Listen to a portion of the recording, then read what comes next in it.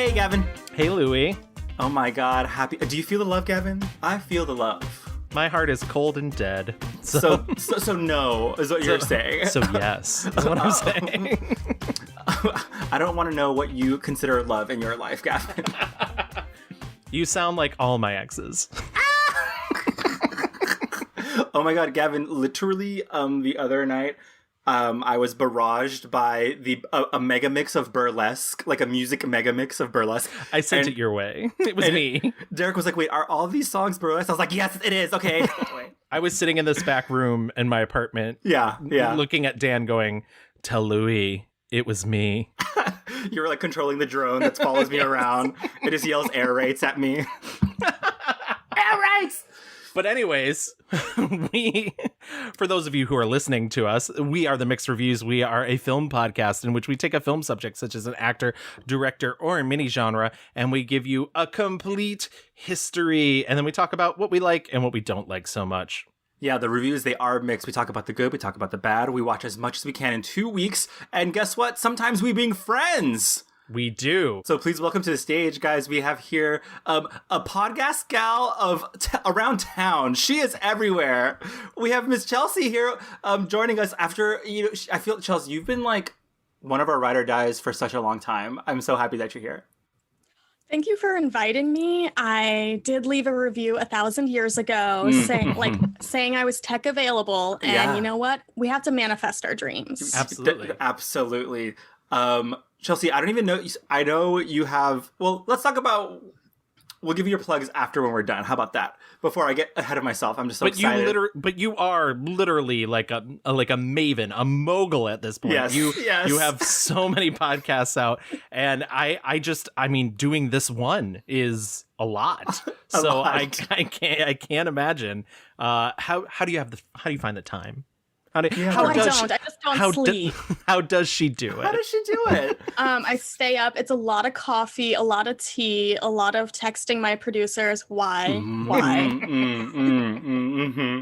the inability to say no to people. Oh, yeah, that's a good one. Yeah, that's a good one. She's followed me around a long while. I was gonna say, runs deep within me. Yeah. We have some old business before we dive into our new episode. Our last episode, we talked all about the iconic and the recently departed Miss Cicely Tyson. And we asked you guys to go online and vote for your favorite movie. And the results are in. In last place with 5% was The River Niger. 10% was Roots. A really close first and second place. We had 40% with Sounder, and 45% goes to the autobiography of Miss Jane Pittman, which was both me and Gavin's pick. Yes, absolutely. Is correct.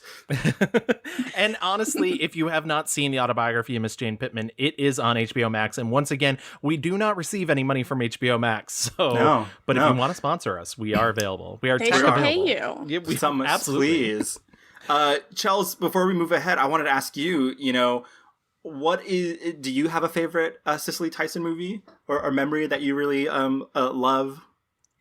So I do have a good memory. A few years ago, I got to go to the Creative Arts Emmys with a friend of mine, and they dragged out Cicely Tyson. And to this day, my friend Shannon, happy birthday, Shannon, basically, they dragged her out and she looked so annoyed with everybody and she just gave people dirty looks around her. And I'm like, that's who I want to be when I'm older. Just like somebody that gets a standing ovation and just can give withering looks. That's who I want to be. Absolutely. Yeah. She was amazing. I love her. Yeah. It's hard to pick just one. So I'm glad that you got a good little range there.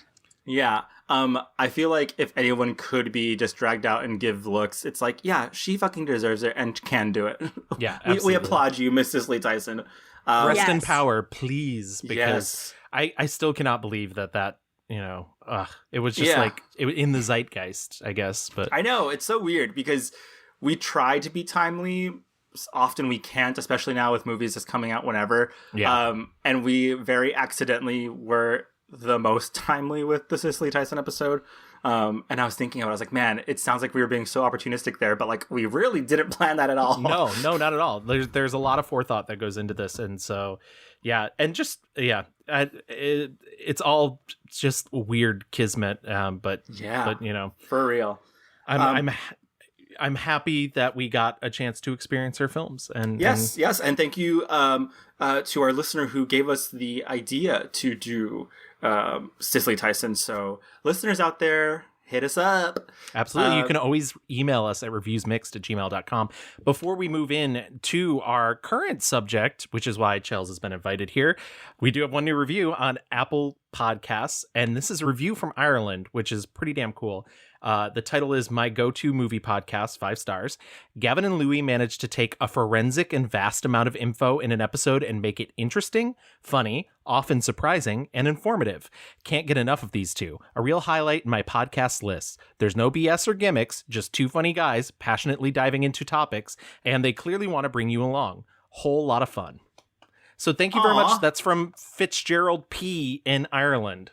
Fitzgerald P. No lies detected. I love the forensic aspect of that. We are CSI movie gals. Oh, absolutely. That's the alternative. not to steal your brand. Not to steal your brand, Chels. You guys are the only men I acknowledge in the podcast world. You are honorary gals to me. Thank you. Oh, that means a lot. That means a lot. Absolutely. Oh my god. Okay, so Chels, I'm going to let you do the honors. Why have you summoned us here to talk on today's or this week's episode? Who are we covering? So we're covering the one and only Audrey Hepburn, and I know. And I thought this would be kind of a fun one because she has a contained filmography, but also she's a very misunderstood person in society. People see her as a fashion icon, and like from the time I was little, I like watched Breakfast at Tiffany's and was like trying to understand why, because I was just a curious child about why is this person famous? What is their point? And I just did a bunch of deep dive Wikipedia searches and then found a bunch of books. And I'm like, oh, this is a very complicated person that society has not remembered well. They remember the cute things, but there's a lot of other stuff that she's done, and she's done some great humanitarian work. Yeah. And it's a pretty heartbreaking story. So I just want to do her some justice. I love that. It's funny that you say people remember her, because truly now, like in the worst possible sense, like she is the icon that you see at the TJ Maxx like paintings section, you know, or like my mom literally got me like TJ Maxx like passport holder with Audrey Hepburn on him. I still have it, like luggage tag, and I was like, what is the point of this? So it sounds like Audrey's been a part of your life for a long while. It's funny because I think maybe I knew who she was not until like high school, and even then I hadn't seen any of her movies. I really think when we did our Cary Grant episode, Gavin, was the first time I really had seen a full movie of her in it, and that was for Charade, which was my 5-star review. And so I was really happy, Chels, that you suggested this, because I was like, oh, finally, like I now have a reason to go through, because she is iconic, and for better or worse, you know, I think you're right. She is iconic mostly for her looks and these very stylish movies that people kind of like. We know, you know, Breakfast at Tiffany's or My Fair Lady and things like that have kind of stayed in the American canon of Hollywood and, you know, musical theater. But it really diving in and being like, oh, what is an Audrey Hepburn movie without all the style? Like going into these movies where it's like not about the way she looks was very rewarding and interesting to be like, oh, this wasn't just a woman who looked a certain way. She was kind of fucking amazing. She was a really good actress. Well, it's funny too, and I think you really hit on it when you said the word cute, and I think a lot of people do, as you were just saying too, Louis, that it is a lot of in the American zeitgeist, it's a lot of style over substance, and she is considered Hollywood royalty. I think she was voted like the 3rd most popular female celebrity ever in like the United States a couple of years ago. And it's really interesting to go back through and look at her trajectory, because she was sort of an actor as a means to an end. She wanted to be a dancer, and she was quote unquote too tall for it at the time. Modern dance wasn't really a thing, and you can kind of be any height for modern dance. And you know, she transitioned from these stage shows into film, and she had no formal training in terms of acting. Right. Because of this, she never thought of herself as a great actor. She never thought of herself as a great beauty. And I think these are really interesting things because clearly she is both. She would not be remembered the way that she is if she wasn't. And it's not so much just, you know, famous pairings with other actors or famous pairings with, you know, costume designers like, you know, Givenchy and stuff like that. Those helped. Those have kept her sort of fresh in our minds. But I agree. I think that she's a lot more talented and a lot stronger than people give her credit for, and with a much bigger heart. I think people have a very two-dimensional view of who Audrey Hepburn was and what she was capable of. And I think when she was alive, she was sort of constantly proving people wrong. Unfortunately, that's not necessarily the way that she's remembered. Yeah. She wanted to be a dancer, singer, actor. Unfortunately, she was an actor, singer, dancer. It's hard. It's hard. But I think that puts us in a really good position. So why don't we move into our rewind and learn a bit more about the history of Miss Audrey Hepburn. Audrey Kathleen Rustin was born May 4th, 1929. She was born in Ixelles, Brussels, which is in Belgium. Her mother was a baroness, Ella van Hemstra. She was a Dutch noblewoman, but the way titles are done in the Netherlands is sort of like, it's a fun thing. It doesn't mean a lot. It really didn't. 100 years before, they would have had money, but then they were like working class. Absolutely. So everybody working class baroness? Yeah. Mm-hmm. Everybody was getting a title back then. It was like, you get a title, you get a title. Oprah was just handing them out. Her father, Joseph Victor Anthony Rustin, was a British subject who was born in the Austro-Hungarian Empire in Bohemia. And the best way to put it was like, he was a man of means, but he was a bit like a trumped up sort of individual. He often claimed that, you know, he had aristocratic roots through James Hepburn, who was the husband of Mary, Queen of Scots. This was not true. And he was somebody who like wanted to live above his means. He wasn't, after he married Audrey Hepburn's mother, he would often label himself as a double-barreled last name as Hepburn Rustin because it made himself sound more grand. And the thing is like he thought in marrying a baroness, like the title would sort of, and it doesn't work that way. You know, it doesn't like go over to him, so he wasn't a baron. Yeah, exactly. Yeah. So they marry in Batavia in the Dutch East Indies. At the time, he was working at a trading company, and then they sort of started moving all around Europe. He began working for a loan company. They live in London. They end up in Brussels, where he's assigned to open a branch office. I should mention, by the way, Audrey has two older half-brothers. They come from her mother's previous marriage. You're going to hear a little bit more about them, so that's why the only reason I'm bringing them up. And essentially, she's living kind of a life of means. You know, they're not poor off, and she's learning 6 languages. Casual. Yeah, just normal for Dutch, English, French, German, Spanish, and Italian. And it's not an easy childhood. Her father is distant, and her mother is cold, is the best way to put it. She teaches her the 2 big important lessons that she takes to her career for the rest of her life, which is that you should never make yourself the center of attention, and everybody else is more important than you are. Everybody else is like emotions and means and and obviously Audrey is not like crushed by these. She makes them into things that she can work with. You know, it's like a humbling childhood, perhaps. Yeah. Mm-hmm.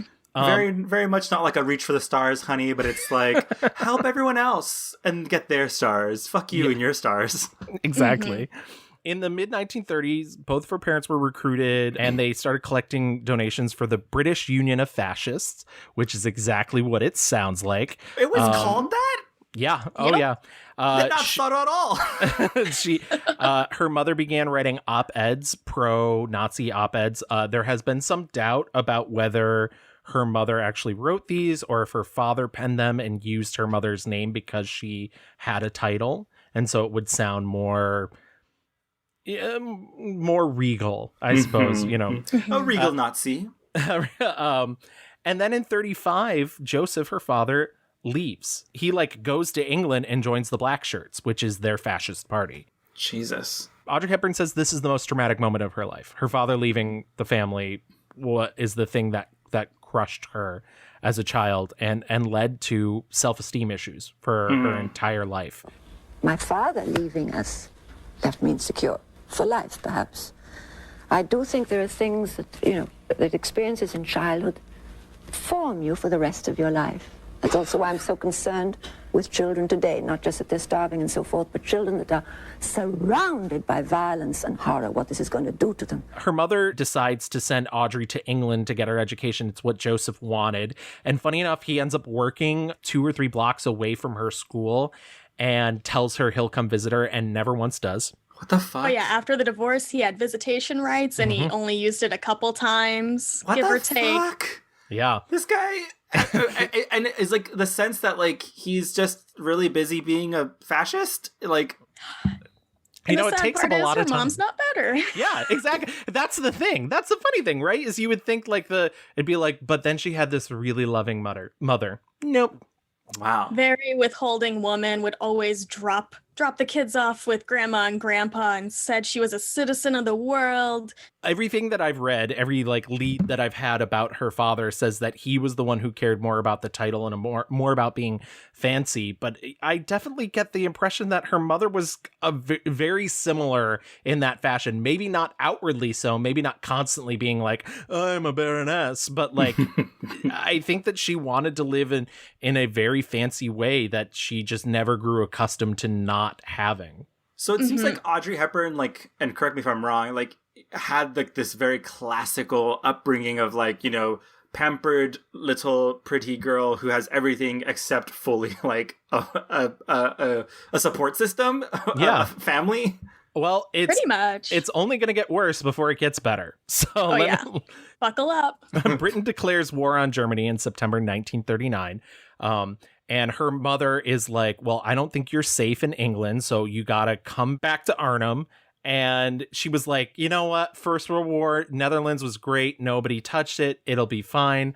Hepburn starts attending the Arnhem Conservatory, even though she doesn't really speak Dutch. So it's real like catch up quick.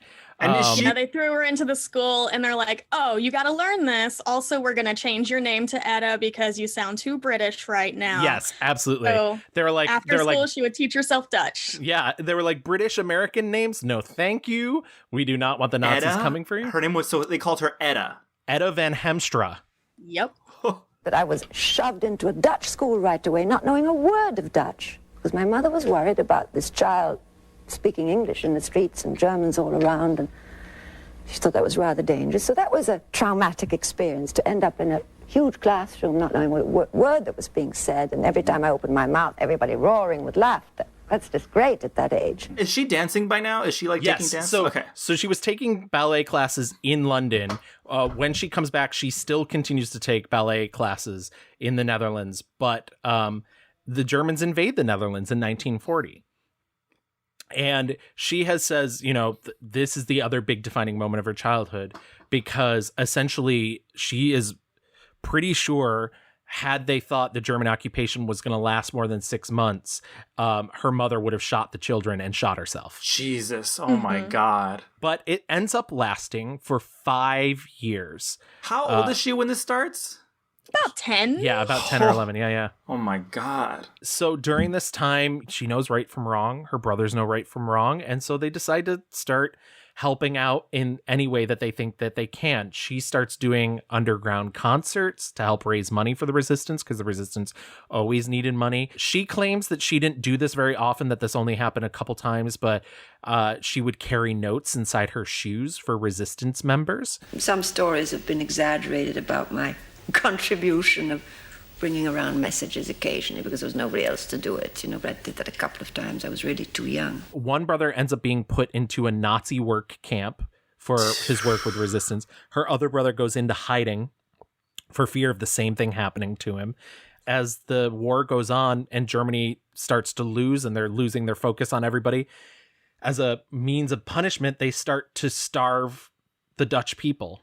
Jesus. And so rations dry up and food dries up, and Audrey and her family begin to starve. During this time, her uncle Otto, who was a magistrate at the time, he's put into a prison. And then as an example, him and 5 other Dutchmen are executed as just like an example because other Dutch resistance fighters messed up a train. So they're executed, one of the real big war crimes in the Netherlands at the time. There was a knock on the door and they took my uncle away, who 6 months later was shot, and another uncle too. And my brothers went underground. My uncles were the first hostages to be shot in Holland, and it was actually the turning point, because from that day on, an underground was formed. That's when really the hard times started, because that's when so many reprisals were made, and so many people were shot, and so many people were rounded up and imprisoned. And after the first few months, all Jews had to wear yellow stars, and they started being rounded up and taken away in trucks. And I'd go to the station with my mother to take a train to the next city, and I'd see cattle trucks filled with Jews, picking up more, were standing around us. And I remember so well a little boy, little blonde boy. My mother had to explain all this to me. We did then not yet know that they were going to their death. We'd been told they were going to be taken to special camps. And why? It was very hard for me to understand, because I was 11 or something, you know. But those images have never left me. By this point, Mom's been kind of like, okay, I see these Nazis aren't that great. They're doing some bad things. I'm a little hungry right now. Right. Okay, Yeah. good. You said this lasted for 5 years. So Yeah. so zoom ahead to, she's 15 now and the family is starving. Yes, and they're resorting to making, you know, flour out of tulips to bake cakes and biscuits. She ends up developing acute anemia, respiratory problems, and edema, and these are all results of malnutrition. Wow. Eventually, the war ends, as history tells us, in 45. There's a very famous story that on the day that the soldiers rolled into town, one of them gave her a chocolate bar and she ate it so fast she instantly became sick. And her mother moves her and her siblings. By the way, her brother that was in the work camp, they assumed was dead. He walks back from Germany. Jesus. It's about 300 miles. Yeah. Oh. The family then moves to Amsterdam. She continues her ballet training or starts it up again. However, the being emaciated, this does horrors to the human body. Absolutely. And she just never recovers her sort of innate ability for ballet. She still dances a lot and she still does beautiful ballet, but it's not what, like a professional level, like, exactly, you know, world and class. and it just will never be, because of what she suffered during the war. I can't even imagine, you know, like if you're a 10-year-old and, you know, going through your teenage years in war and then coming out of that, like that's puberty, right? You're going through puberty during war and then coming of age to a young adult, and finally like the world is exhaling, breathing, and like, what the fuck do you even do next? You know, like everything probably feels so silly, so dumb, like if she's just happy to have food to eat, you know, like to want anything else seems a little bit, I don't know, must have been awful. But I think it also like puts an odd sort of bit in your brain that says, well, now I have the ability to go for these things, and like I've experienced the bad. So like what's a rejection to me? What's somebody telling me I can't do something when like I literally survived war. Yeah, 2 years ago I was a skeleton and I thought I was going to die every day. And so I think it also like gives a very sort of like carefree but also focused work attitude on her, because she's just like, well, I got to make it happen now, because who knows when I'm going to go and what's going to happen. And, yeah, true. She does, even though they're unsure how far she's going to go as a ballerina, she does receive a scholarship to a ballet school in England. And it's there that they tell her, like, prima ballerina's out, babe. It's not going to happen. And her mother starts working like at restaurants to try and support them. And Audrey starts going on acting gigs, modeling gigs. She appears in a tourism film. And then she lands a job as a dancer in high button shoes in the London Hippodrome, which is a big deal. But she's not super popular amongst the rest of the dancer cast because they're like, she's not as good. She's awkward and gangly. And anytime she's on stage, everybody's looking at her and not the rest of us. Gag. Yeah. And I just think it's really funny that they're like, ugly, bad, but also nobody could take their eyes off her. She's disgusting, she's stupid, and they're obsessed. And, you know, after that, she lands a job in Cecil Landau's Sauce Tartare and his sequel, Sauce Picante. And she lands a featured role in one of them just because of that very same reason. We're just saying, like, she stole focus. When she was on stage, people just wanted to look at her. It didn't matter how good she was. Right. It was just the spotlight was her. A casting director sees her in Sauce Picante and is like, you should really get into acting. And she starts small. She does a BBC television play. She appears in One Wild Oat, Laughter in Paradise, Young Wives' Tale, which is maybe the largest role at this point, and Lavender Hill Mob. And really, it's not until Thorold Dickinson's The Secret People in 52 that she gets like a leading role. She's a secondary lead in this film. She learns so much from her co-stars, just how to like negotiate with the press, her personal and public life, what they get to know. And she made some really good friendships there and like just literally learned how to act on that film compared to everything else. The farthest we've gone back on this show was maybe doing Joan Crawford, and we sort of explained the impossible beauty standards of the time period during that era, but I don't think we ever touched on the fact that like actors didn't really have publicists back then. They might have had agents, but they didn't have a person who was like, here's everything we're gonna, you know, here's how you're gonna shoot my client, here's what you're gonna get. And Audrey Hepburn sort of had to do that for herself, and it's something that really carries over into her full career. Audrey Hepburn never let like the paparazzi take photos of her filming. It was always photos she approved by the actual photo department. Wow. She would constantly tell cameramen how to light her. And like these are not pushy things. Let me tell you, if your career is how you look. Yeah. These are things you have to know. And there's a surprising number of very famous people who do not know this stuff. Cary Grant was very much another type of this person. We're going to get, I know this is jumping far ahead, but when they do Charade, he like, Charade was his third to last film. And he was like, yeah, I learned a lot from working with Audrey Hepburn in the way that like her relationship with the press. So, but way before that, after appearing in the Lavender Hill Mob, she gets a small role in a film being shot both in English and French because she can speak both languages. She's one of the only cast members who plays the same role in both versions. And this is a film called Monte Carlo Baby. It was actually being filmed in Monte Carlo. Hello? Hello, mademoiselle? Mademoiselle, donnez-moi le 123 au Vésinet, s'il vous plaît. At the hotel where they're filming it happens to be French novelist Colette. And Colette is in the process of looking for somebody to play her character Gigi in the Broadway production of the play Gigi. And she sees Audrey Hepburn and she's like, that's it. And it's really one of those brilliant, like, she was doing the work, but had this occurrence not occurred, right? Who knows what would have happened? She ends up going to Broadway in this lead role. She goes into rehearsals having never spoken any lines on stage, because even in Sauce Picante, she was like a featured dancer, but like these were actual lines. Mm-hmm. Oh yeah, she had like one line before and one tiny little off thing, and it's like, oh, she was nervous every single time.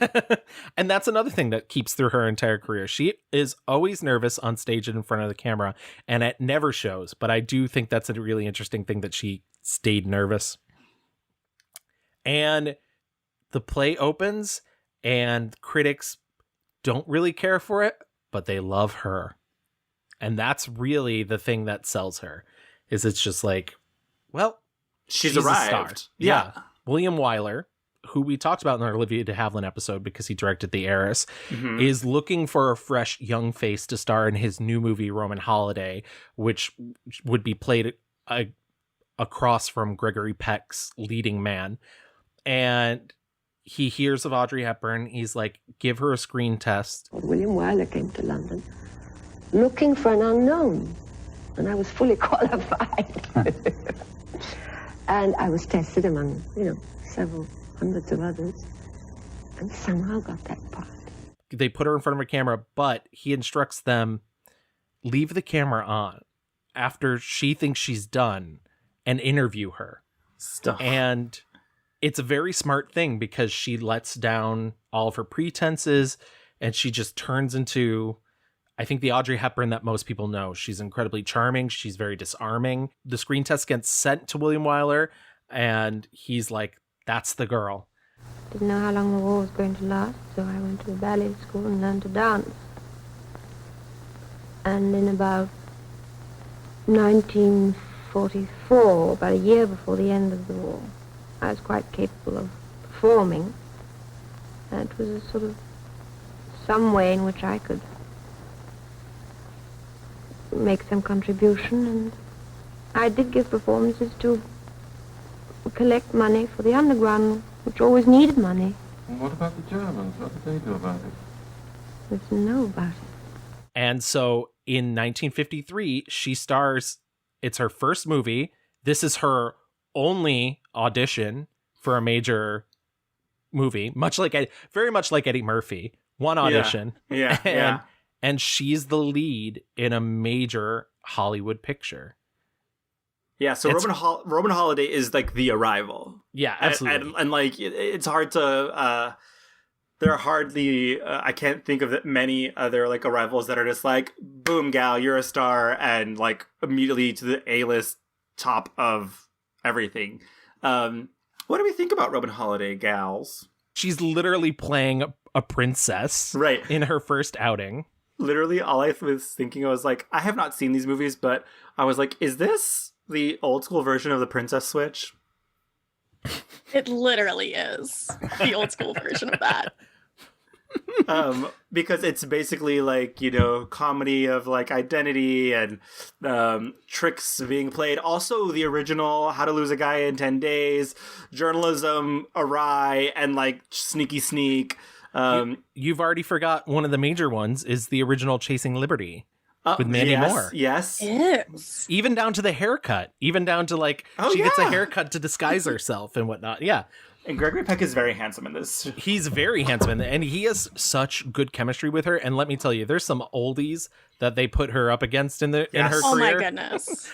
There are. His chemistry with her is pretty great.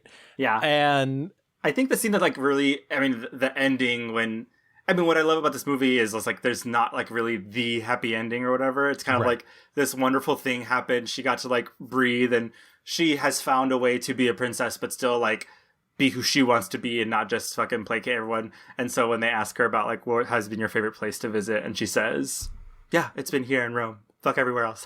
which is also funny because most of the Italians think she's been sick in bed for the entire time. She plays a princess and she's sort of tired of her duties, so she sneaks off one day and she gets drunk. They roofie her. Yeah. She does not get drunk. She doesn't get drunk. Her. You're right. Because she's like restless and can't go to bed, and they're like, here, take these pills. Gregory Peck, who's a reporter, finds her and realizes what a great story it would be to record this princess out and about.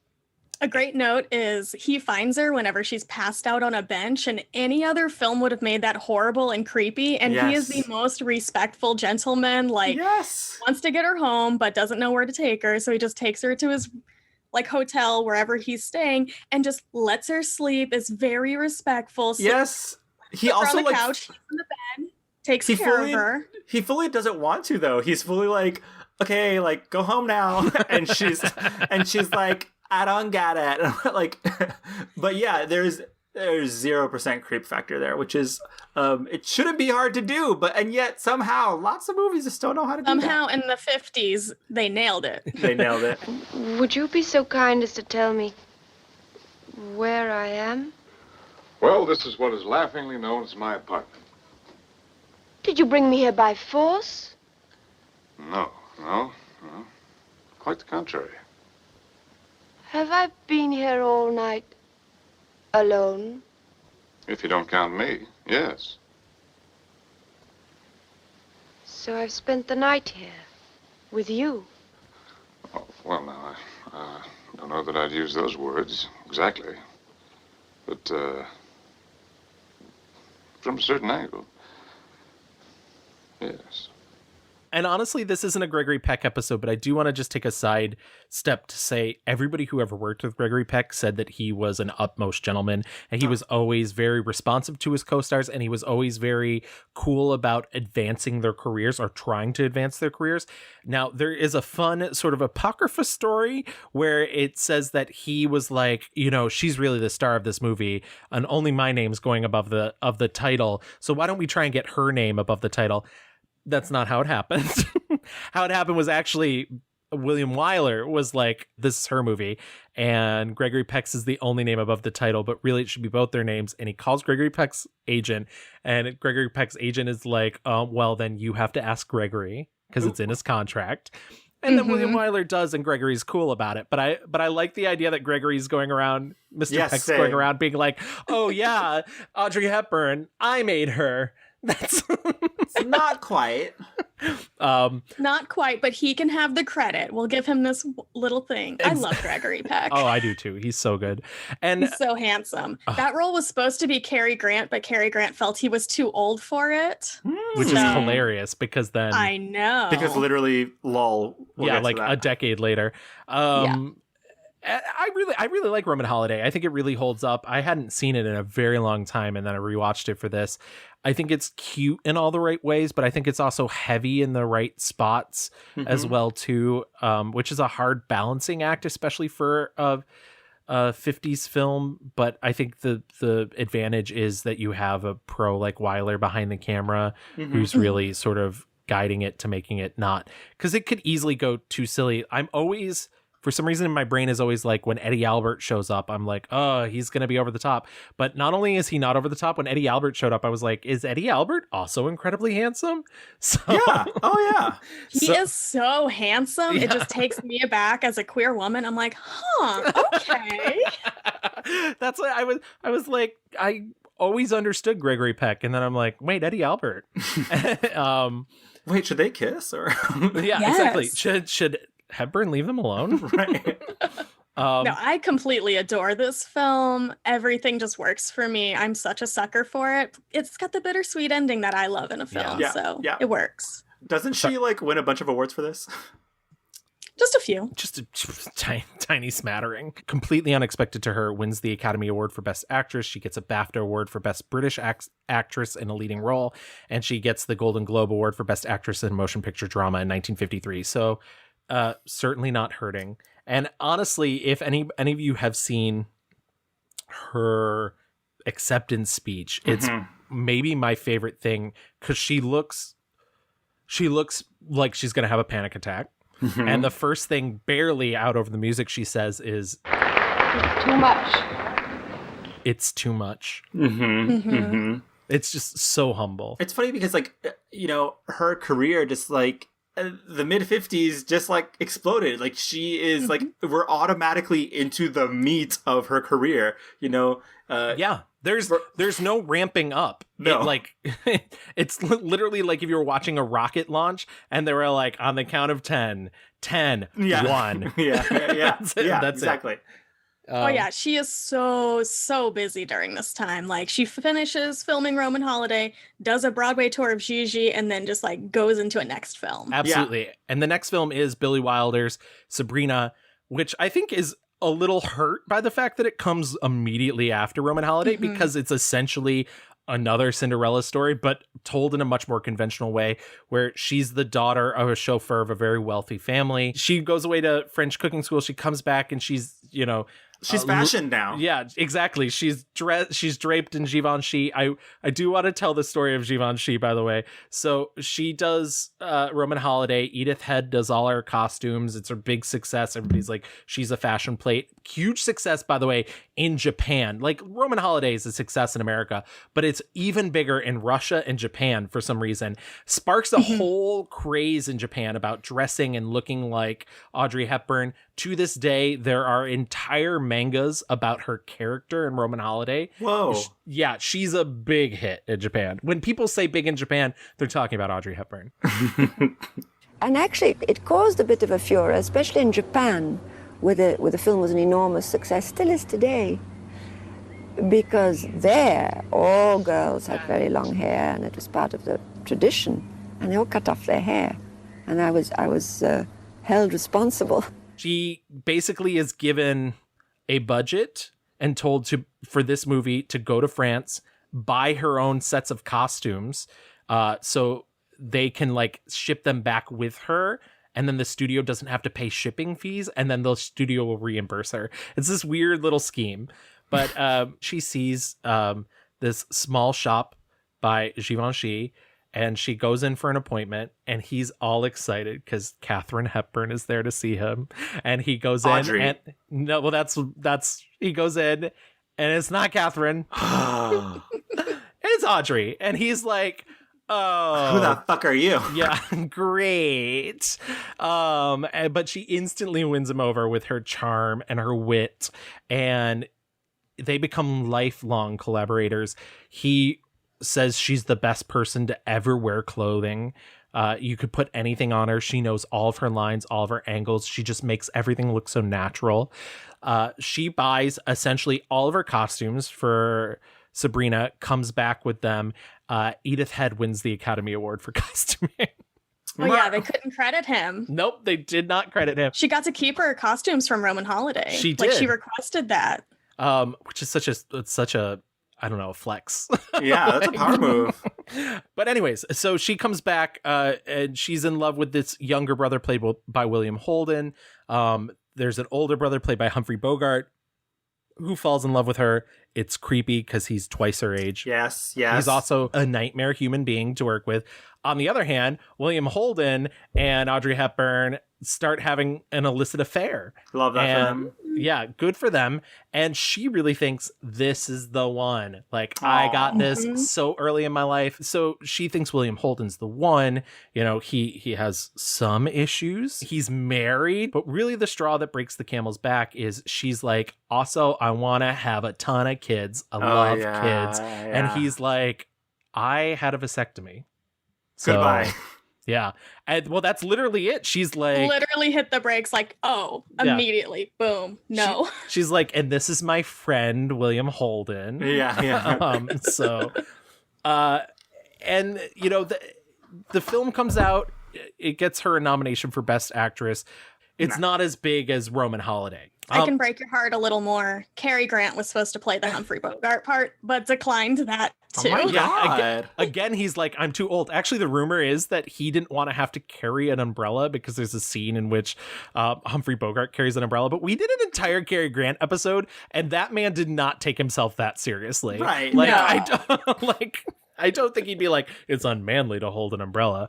No. In his weird... He's a silly man, no. Yeah, exactly. In 1954, she decides to play a water nymph on Broadway in the play Undine. She does this with Mel Ferrer. Gregory Peck set them up because Mel's like came from a very rich family, was like childhood friends with Gregory Peck. Yes. And so Gregory Peck pretty much set them up essentially because he's like, I think you guys would get along. Gregory. If you want to watch a really bad version of her life story, the Jennifer Love Hewitt TV movie is on YouTube. Stop. Oh, it's so good. bad. It's free. It's absolutely for free. And Mel Ferrer is played by Will from Will and Grace. So stop. That does not make any sense. No, it is maybe the worst casting I've ever seen, which is funny. Because Mel's at least like generically hot, handsome. Yeah, and like, but also like a little swarthy. And I don't think Eric McCormick is swarthy. I think he's pale white. They're, a budding relationship, a couple, and they're like, we should work together on this play. They go to do this play. She gets great marks. Mel Ferrer, on the other hand, gets terrible. Like, people are like, he's literally trying to steal scenes. He's pretending to be Jerry Lewis. He's picking up and acting the fool, and nobody likes it. But that doesn't deter the romantic relationship, because on September 25th of that year, 1954, they get married. Mm-hmm. So it's just kind of a whirlwind romance. 55, she doesn't do any films. And the only reason I'm bringing that up, which I think is funny, because she ends up receiving a Golden Globe for World Film Favorite of the Year. It's year. like she did nothing, and they're like, "We love you. Yeah, we You're love our you." favorite. They're still watching Roman Holiday at this point. Yeah, They're like yeah. reruns. The next thing she does is she does War and Peace in 1956, which is the King Vidor big Hollywood adaptation of the Tolstoy novel. It's long. Yeah. So pretty much King Vidor, he was like trying to make this film, but he also had a really controlling producer saying you have to cast like famous people, A-listers, because he wanted like Paul Scofield, like a little bit more traditional actors, Peter Ustinov. That's who he wanted. I fucking love Peter like, Ustinov. No, we're going to make you hire a Fonda and you got to do Mel Ferrer. Basically, they hired Audrey and they're like, oh, you need to do Mel too. Right. And King Vidor just did not like the men that he cast in the lead roles, but he's like, at least Audrey understood what was going on. He was a big fan of Audrey. Nobody else. He was not very into it. Does it change her career that much? No. A very cute thing, though, she did present King Vidor his honorary Oscar much later on. So that was true. People love her. She lands the lead role in Funny Face opposite Fred Astaire. That's 1957. She gets to show off her dancing abilities. She actually gets to sing on camera, which is something she won't really get to do again. Just one more time. Gavin, do you believe in like empathicalism, Gavin? I just wanted to ask you really quick. Clearly, I don't. No, because you're hateful. Literally watching this movie, I was like, they were just making shit up, huh? The movie's cute. I get, like if you can't think too hard about it, it's cute. Her dancing, that dancing scene is like, didn't they literally use that for a Gap commercial? Yes. Oh, for sure. Yeah. It's style, honey. Fred Astaire, great, charming, whatever. I find them really uncomfortable together. I do not see romance for them. She said she always wanted to dance with him, and that's why she liked it. But also, he is way too old to be her love interest. Kay Thompson is great. I did love her. She is a hoot. That movie is campy, camp. It is so silly. I feel like I just made that movie up in my fever dreams. Where I come from, the man asks the girl to dance. Oh, you must come from the Stone Age. We think freely here. If a girl wants to dance with a man, she asks him. We're not inhibited by outmoded social conventions. I can see that. Do you ask men to dance with you? Isn't it time you realize that dancing is nothing more than a form of expression or release? There's no need to be formal or cute about it. Speaking of way too old, her next film is Love in the Afternoon, starring alongside Gary Cooper and Maurice Chevalier. And I'm terrible at pronouncing things, so let's say that that's close enough. It's another Billy Wilder film. It's awful. It's truly awful. She plays the daughter of a detective who basically his main job when he's in Paris is to hunt down the women Gary Cooper has been sleeping with. And she falls in love with Gary Cooper, and then he goes away for a year and he comes back, and they...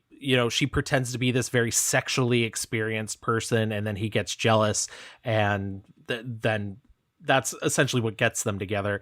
It's garbage. It's very like men oriented. On top of that, Gary Cooper is more than twice her age at the time, looks like he's 3 times her age.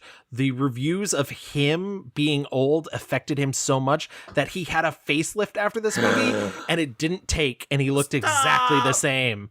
Yeah. What happens when your facelift doesn't take? Oh my God. You just look exactly the same. Like the newspaper reports were like Gary Cooper went to have plastic surgery to look more like Gary Cooper.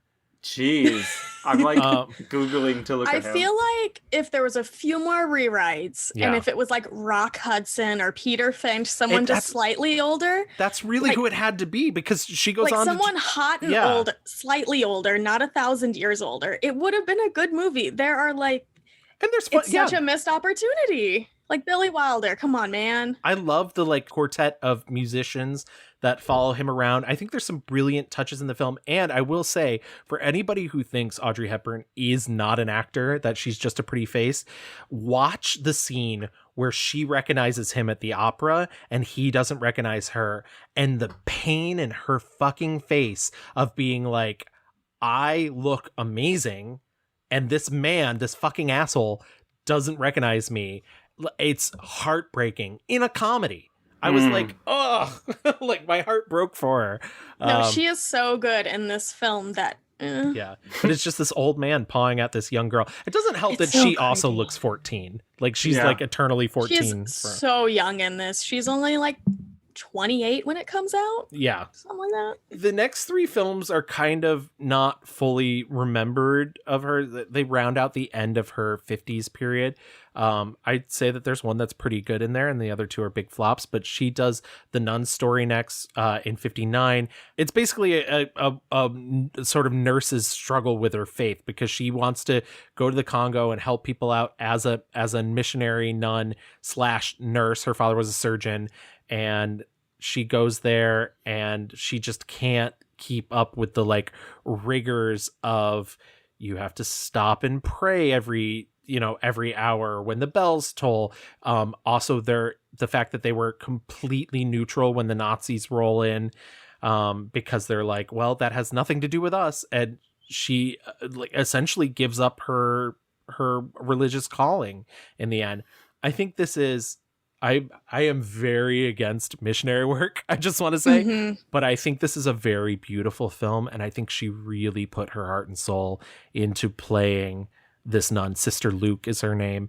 I think it's one of her finest screen performances, but it is not an easy film. I think primarily she was what we know as a perfectionist in everything she did. And although she was a perfect nurse, she herself never thought she was perfect enough as a nun. I see. And therefore was, I suppose you could say, honest enough to acknowledge it. And anyway, she couldn't go on living that way. In a way, you can call that an imperfection, because one has to know that there's no such thing as perfection. You have to live with your own faults. These 3 movies that around this time, it seems like she very much was trying to get away from the style and maybe fill her CV with some more substance. I watched The Nun Story, I watched The Unforgiven. I tried to watch Green Mansions. That's what I'll give to Green Mansions. She literally finishes The Nun Story, flies to LA, and starts shooting Green Mansions with her husband directing. Yep. It's super racist, and then she does The Unforgiven, and that's super racist. It's so crazy cakes. In The Unforgiven, when she realizes that she's a Native American, and she looks in the mirror and then wipes some fucking paint on her forehead, and I was like, what kind of hot topic people had emotions back then, right? People knew how people acted, right? And John Huston said that was his least favorite film that he made. And it was during that time she was rehearsing on a horse. She got kicked off the horse. She broke her back, broke several vertebrae, and then she had a miscarriage. Yeah. And they say that the most likely would not have had the miscarriage had she not been thrown from the horse. And she fucking went and completed the film. She completed the film. Yeah. One cool thing about The Nun Story, she really bonded with the author of the source material and the real life person it was based on. Her name's Mary Louise Habits. And after she broke her back during The Unforgiven, Habits actually nursed her back to health after that. So that was she's making friends everywhere she goes. And like you said, they're lifelong friends. But I do want to say, by the way, because history has a tendency to be the woman that wrote the book and Mary Louise Habits then lived together for 40 years. But they were probably just friends. No one will ever know. What? Gal pals. It's just wait a second. So we're saying that this ex real life nun and this little curandera woman were actually kissing? Yeah, I mean, maybe the world will never know because they are 2 consenting adults living together, but we can't make assumptions. That's so fucking punk rock, though. This woman who was trying to be a nun, gave it up just because of the inner turmoil, and then she found out that she's actually this badass lesbian, and is supposedly allegedly living with I fucking hate that. Right. It's okay. Nobody knows who owns the rights to the estate. That's why you can't find the book anywhere, really. Right. It's out of print. So don't worry. No one's coming for us. Who can sue you? Right. No one's coming. She does these 3 movies to kind of push herself away from, you know, what she's known for. And then like literally right after that, it's like right back to what probably is like the most iconic thing she's known for, unfortunately. Yeah. Absolutely. 1961 comes around. She gets cast in Blake Edwards' adaptation of Breakfast at Tiffany's based on the Truman Capote novella. Truman Capote's like, I don't think she's right for the role.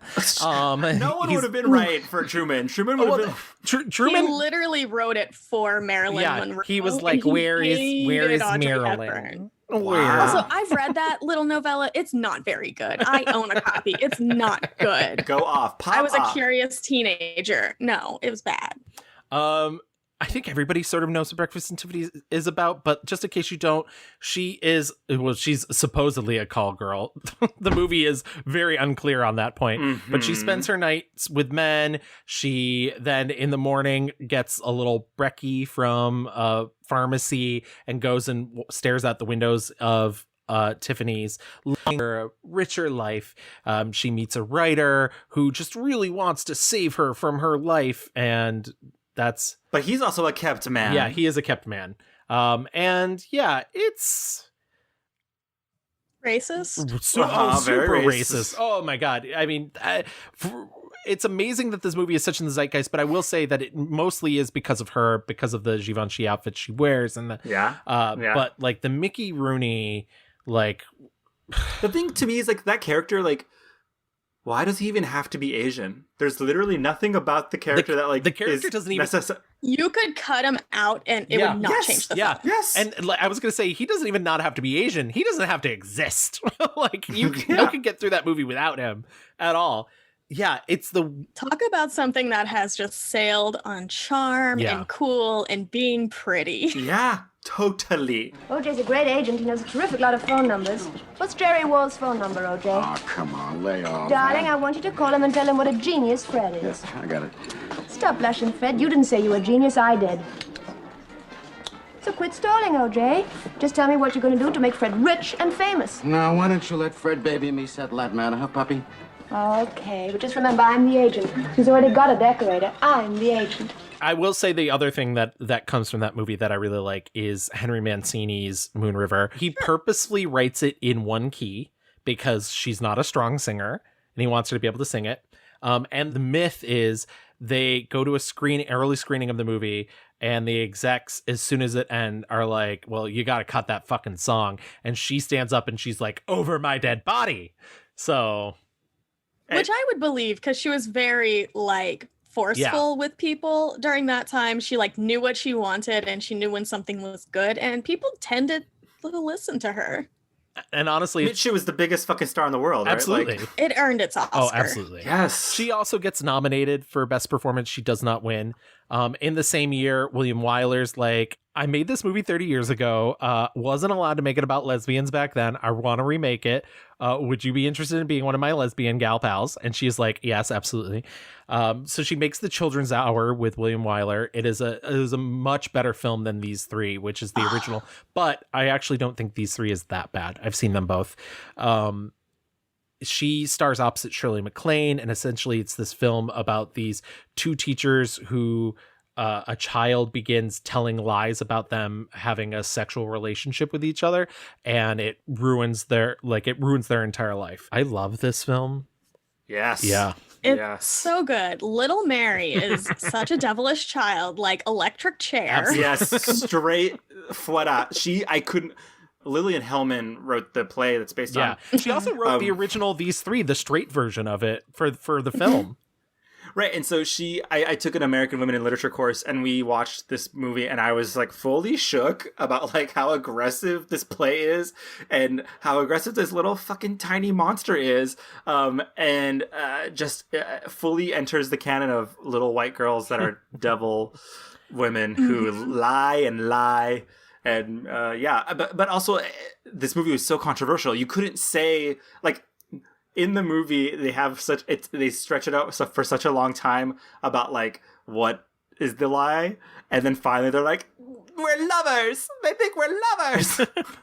literally a child whispering in like her grandma's ear or whatever. Yeah. About what's going and on. the funny thing is Shirley MacLaine tried to like drop hints into her performance. He had to cut it because he was worried about like all the censors and audience reception and stuff. She was just, there were more scenes of her like longing and whatnot. And but the funny thing is she sort of repraised that performance years ago, I think in the Celluloid Closet, and she said she wishes they'd been more forceful about the issue, and she like can't believe the outcome of her character, which I won't spoil for you here because I think it's really worth.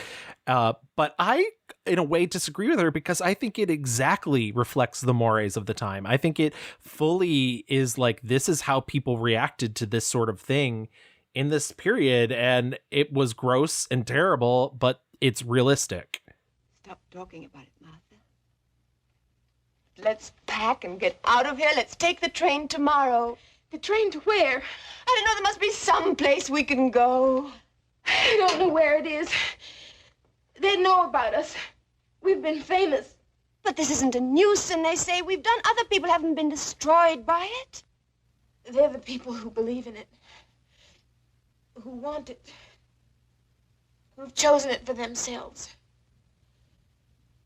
We aren't like that. Next big film, 63's Charade. We brought up in a Cary Grant episode. It's essentially Audrey Hepburn doing her Hitchcock film. She was planning on working with Hitchcock at one point. He sent her a script. It involved a woman getting strangled. She was like, no, ma'am. And, and so that's sort of... Just not for me. Yeah, exactly. She's like, it's a no for me, dog. Charade is so good. My other favorite anecdote about Charade, by the way, is, Cary Grant had never worked with her. They meet. The first thing she does is spill wine on his tan suit, and he laughs it off. And Stanley Donen thinks it's so funny he puts it into the movie.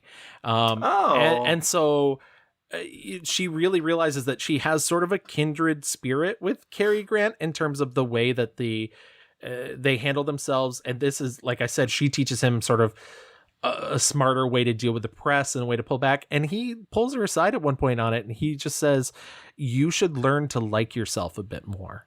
And I think, I think that's an important moment for her, because we haven't delved into the psychology of somebody who suffers that much as a child, but she doesn't like herself. She doesn't understand why everybody says she's pretty. She thinks she's too tall. She thinks she's flat chested, that she has ribs that stick out. She thinks she has big feet. And she's been told all these things by her mother, just growing up from the time she was like single digits. Like her mother is tearing into her about her looks. I sort of accepted myself the way I am.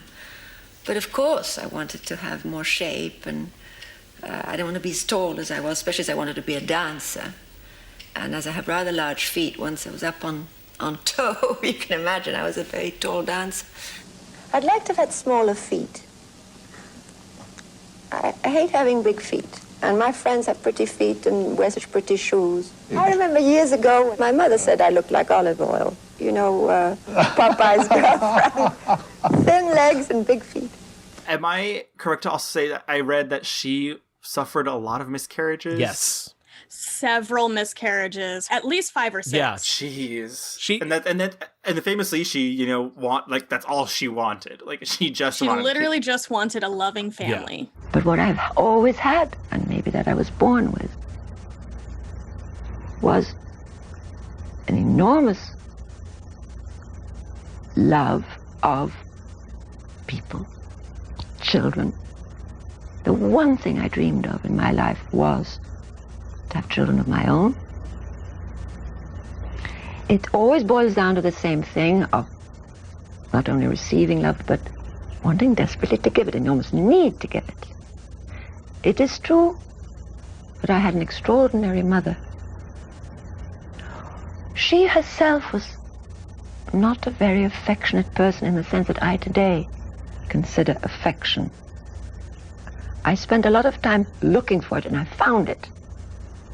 A lot of love within her, not always able to show it. Her second film in 1964 is My Fair Lady. This is a role she fought for, she wanted. Julie Andrews originally did it on Broadway, but the studio, Jack Warner, was like, no, we need somebody who's bankable for the international audiences. Hepburn was it. She was really excited. She spent hours learning to dance. She spent days with a vocal coach, really thinking that she was going to get to sing it. Both George Cukor and Jack Warner lied to her, told her that she was going to be the one singing. She records all the songs, and secretly behind her back, they've invited Marni Noxon, who is an operatic Broadway singer. She also did Maria's voice in West Side Story. They bring her in to dub all the songs. Now, you can actually hear some of Audrey's voice. I think it's Just You Wait, Henry Higgins is the big song that's just hers. But other than that, they really kept her voice out. And that was devastating to her. My Fair Lady famously is a very hard musical. Everyone in LA and New York was like, well, you know that Julie Andrews deserved this part, la la la la la.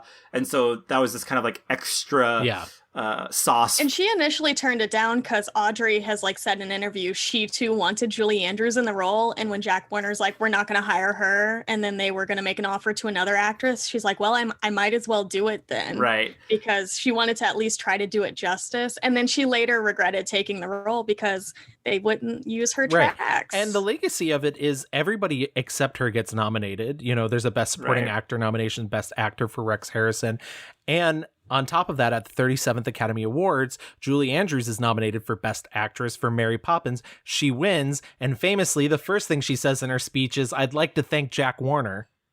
Gag. That's a gag. And then on top of that, didn't Audrey Hepburn give out the statue for Best Actor to Rex Harrison?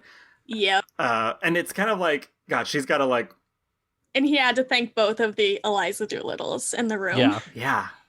Roof. Yeah. I will say, overall, My Fair Lady is not my favorite movie, I would say. Henry Higgins is an unwell man. Oh, he's sick. Yeah. Oh, yeah. All I could think of was like, were people just like rich and bored back in the day? Yes. And they were like, oh, you're different. Let's figure out why.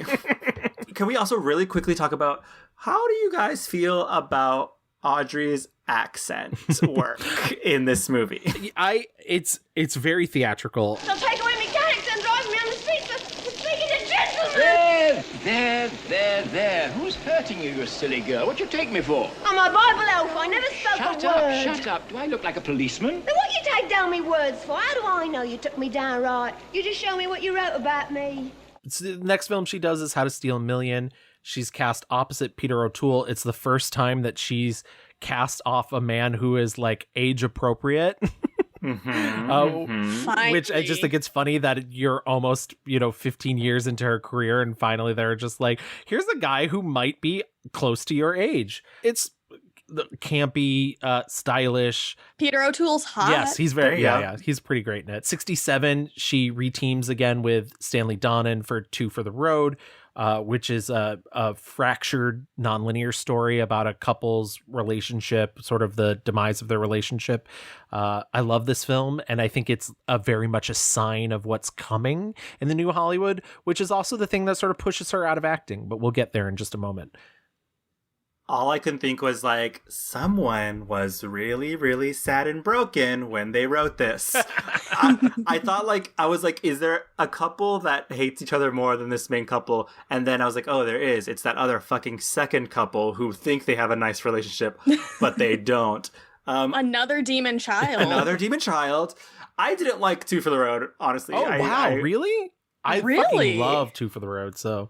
Oh, I love it. It was too painful for me. I was like, this is sad. They're sad and sad. The thing is that I do love that Albert Finney is like 7 years younger than her, and they're very hot. Well, they're so hot, by the way. And she writes in her personal notes like, oh, he's like a nice like guy to work with. He's always asking questions and everything. And truly what she's saying in these notes is, I'm fucking him, because she has an affair with Albert Finney while she's still married to Mel Ferrer. But at this point, we should mention she's had a child with Mel Ferrer, Sean Hepburn Ferrer, and their relationship has basically dissolved. He was very controlling of her career, basically a manager in a sense, and was like really trying to get himself ahead on her coattails. Absolutely.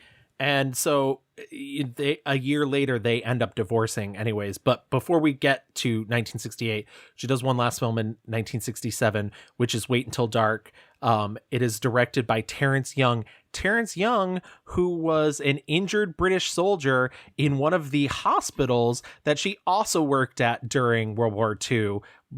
She would assist at hospitals. And that's wild. Yeah, this man ends up being a director for her twice in her career. Wait Until Dark. It's a stylish suspense thriller. It's a little mod. It's based off a stage play. She plays a blind woman who is terrorized by these three criminals who are searching for a heroin doll, which is heroin hidden in a doll. And yeah, it's dark. It's suspenseful. It's fun. I think she's really great in it. After 67, she decides, I'm going to take a break. I'm going to start raising my child.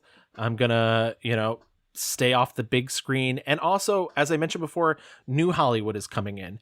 She sees something like The Graduate and realizes she would be cast as the Mrs. Robinson role. She doesn't want that. That's not good for her brand. That's not good for who she is and who she sees herself. So she's like, you know what? Maybe it's time for me to quit acting. She also gets remarried in 1969 and has a second son. This is Andrea Dotti, is this Italian psychiatrist that she gets married to.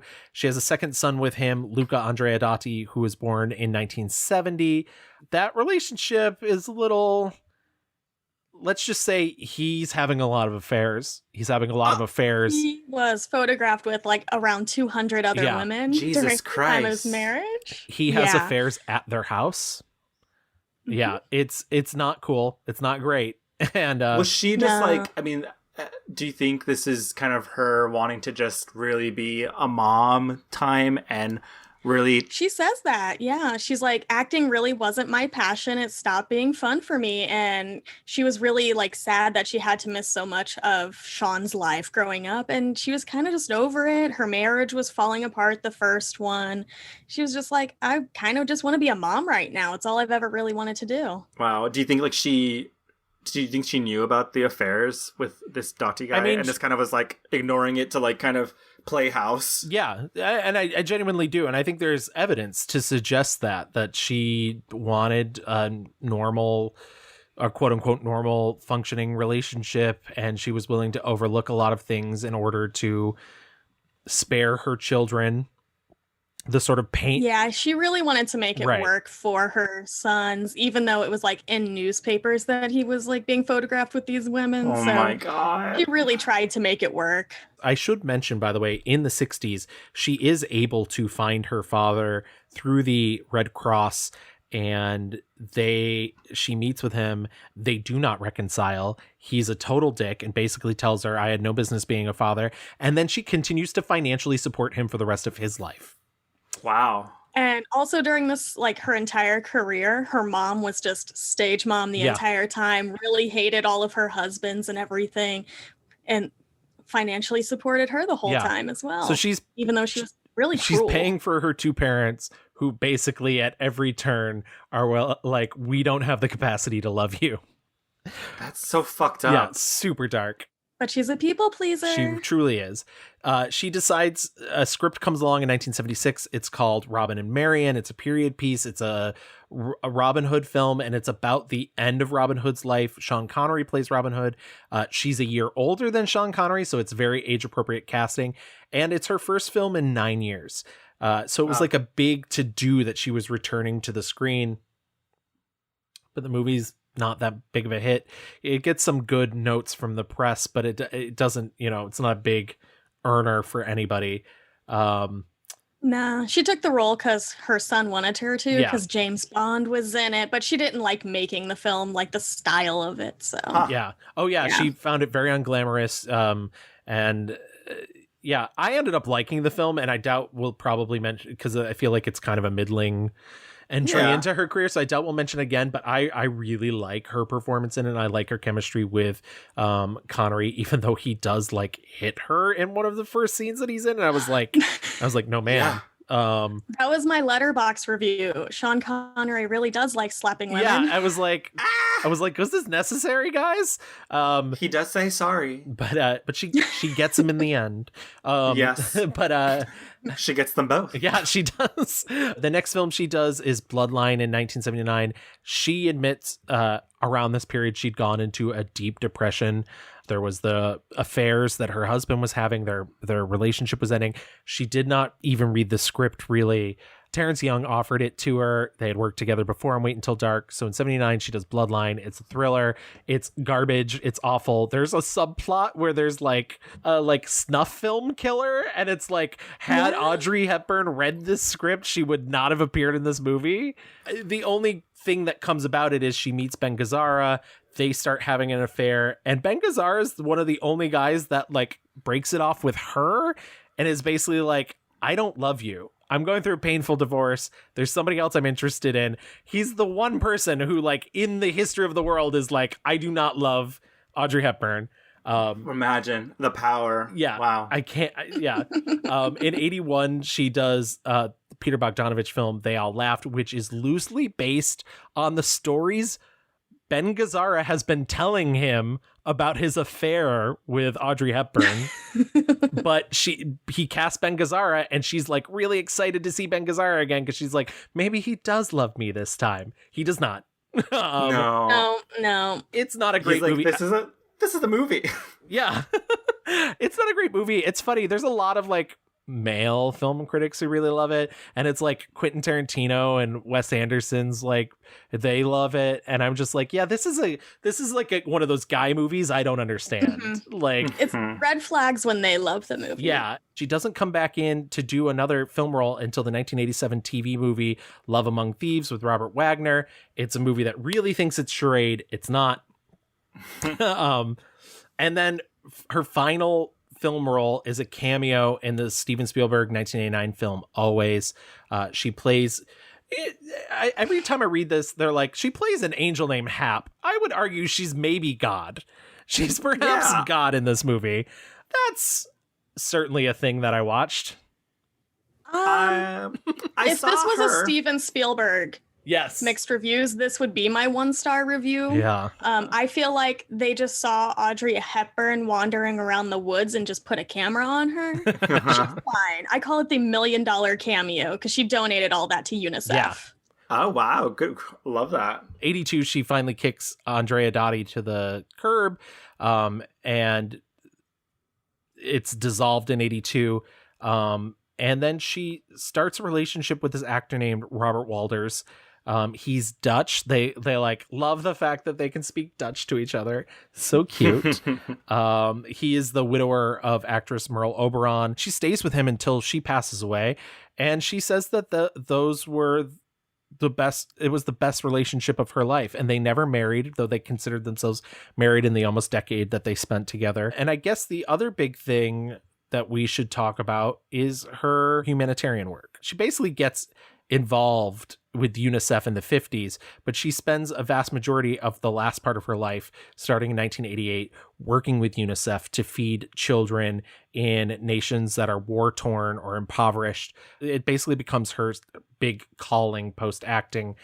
She throws herself into it like it's a job. They can't, like, UNICEF is not an organization that they can, like, pay for things necessarily. Like, they can pay for her to fly places. That's it. And so she ends up putting up a lot of the money herself. She ends up asking people if she can tour these places, meet these children. To a lot of these children, she's not a celebrity. She's not a movie star. She's a woman who is there to help in any way that she can. She becomes a big advocate. She does TV, she does weeks on end of television. She does something like 15 interviews a day. A lot of them, she won't even allow them to talk about her career. She only will talk about UNICEF. But she's really leveraging her fame, the fact that she is the Audrey Hepburn, to give money and charity to these children.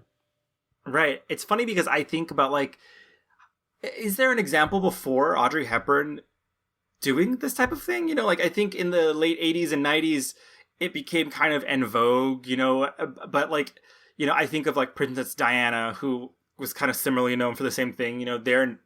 they're nobody but famous. They are just celebrities who are shining a light on this. And I think obviously in the days since, I think most, I would say at least millennial kids growing up saw the commercials for like giving money to Africa. That just didn't exist, right. I think, before Audrey Hepburn.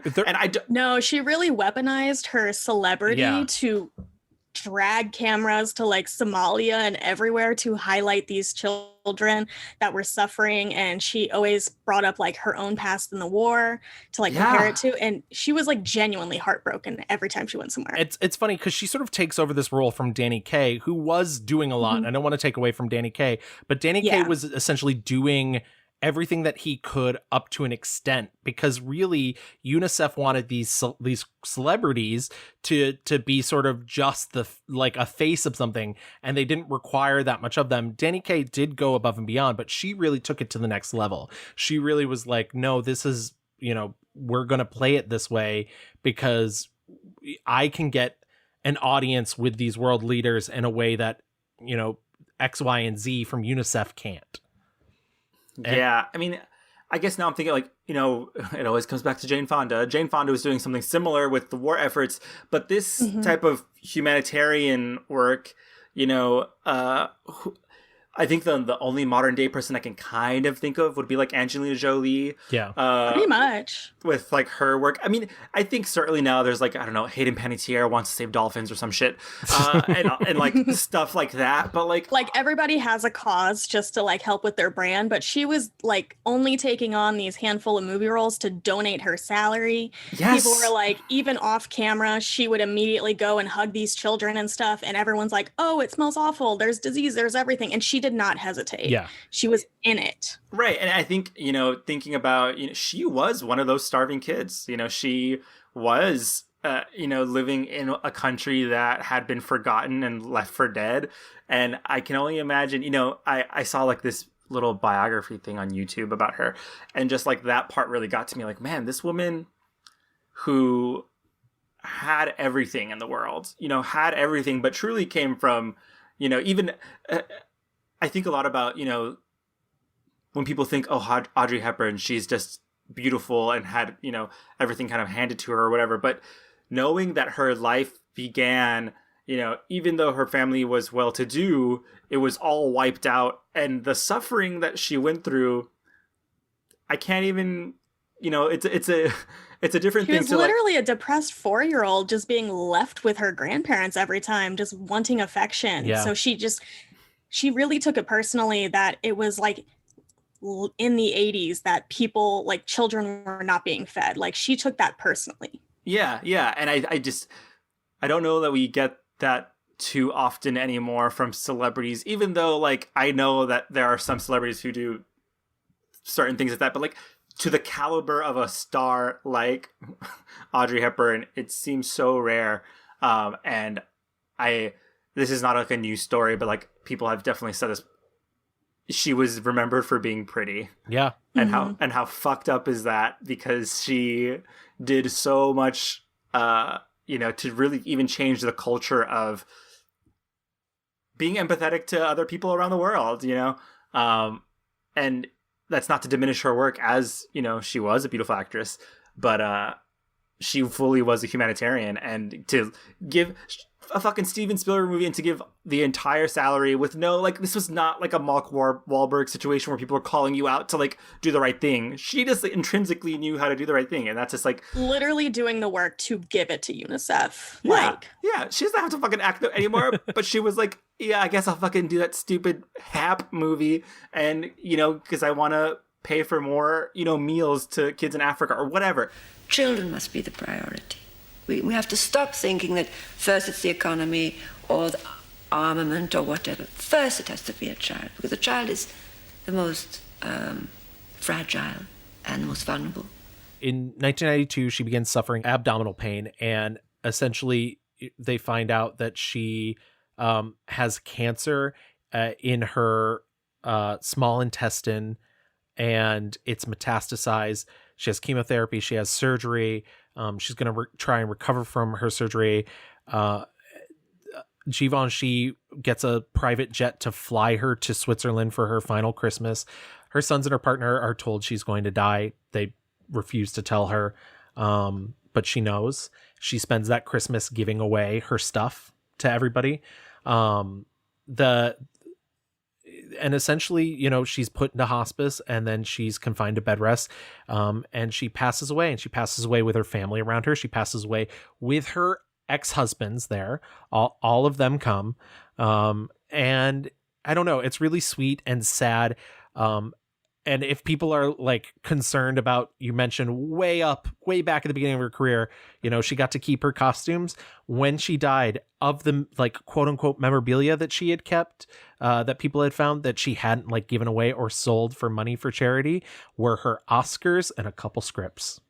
Wow. So everything else, I mean, yeah, I mean, this is a person who has lived through war-torn, you know, a childhood and knows about like what's important, knows that things come and they go.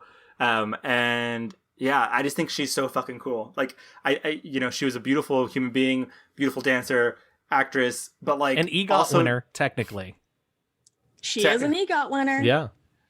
And yeah, I don't know.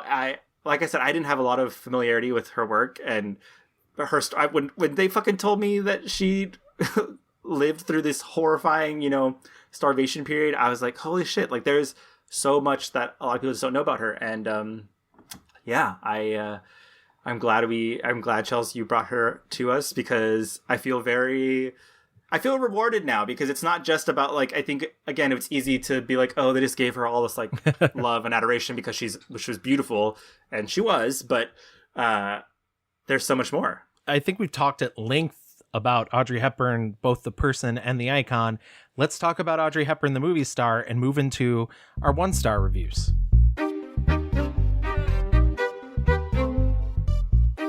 So Chels, you as our guest get to go first. What do you got for us? What is your 1-star review?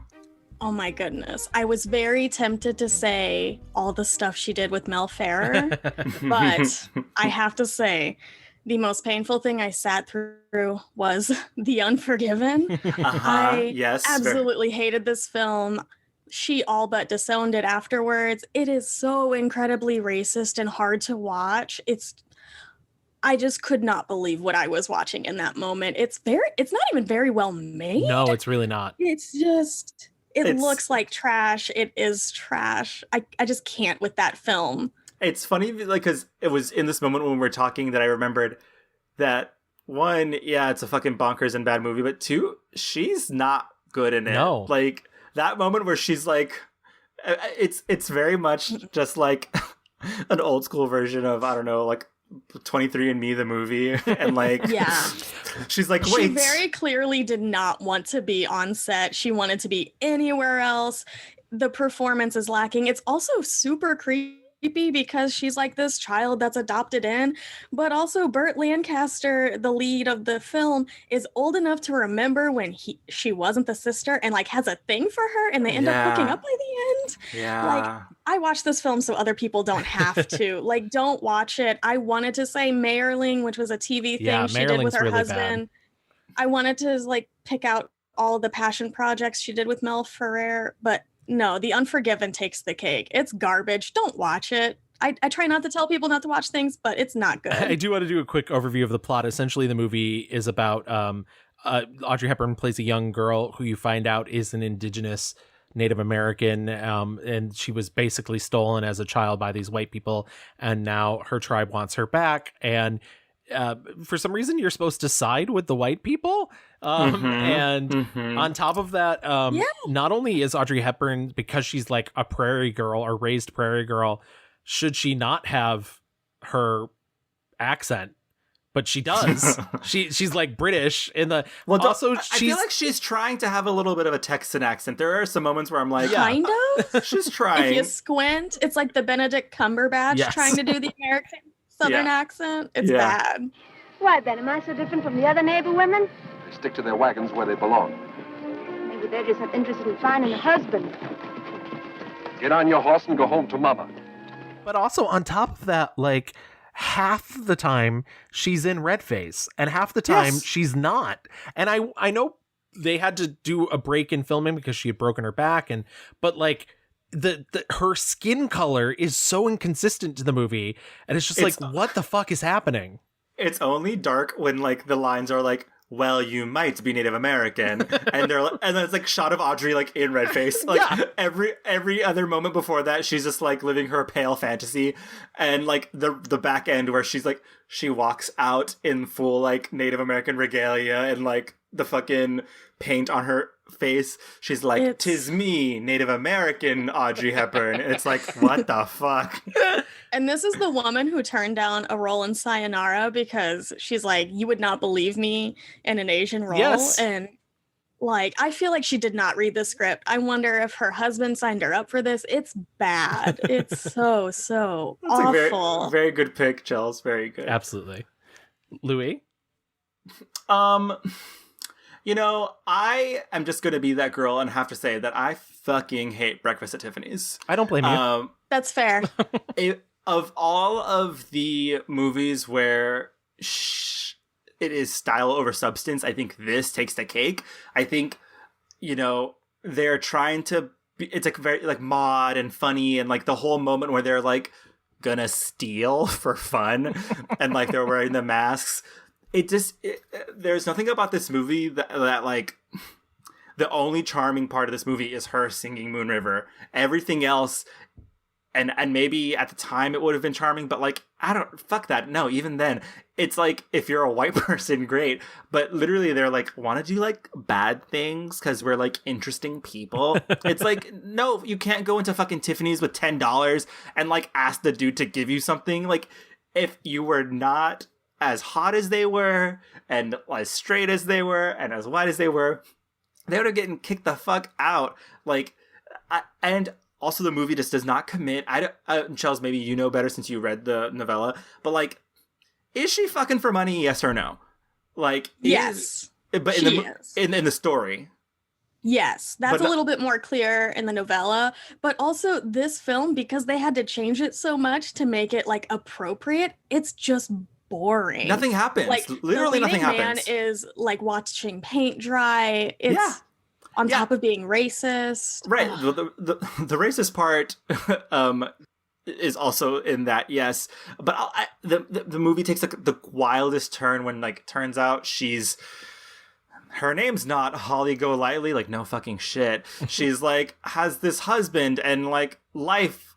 And she's like, no, but I don't want that. I guess this is a story about a young woman who wants more. To a Beverly Hillbilly. Right. Who wants something more out of life and has conned her way to get it, I guess. And this other hot guy who is being paid for by, I don't know, some sad woman. It's just, all I can think of is this is straight white nonsense. And it is way more, like, the poster has more charm than this movie does, okay? Like, it's a no for me, dog. Yeah. I agree with everything you just said, because it just rings so hollow. Everything about it.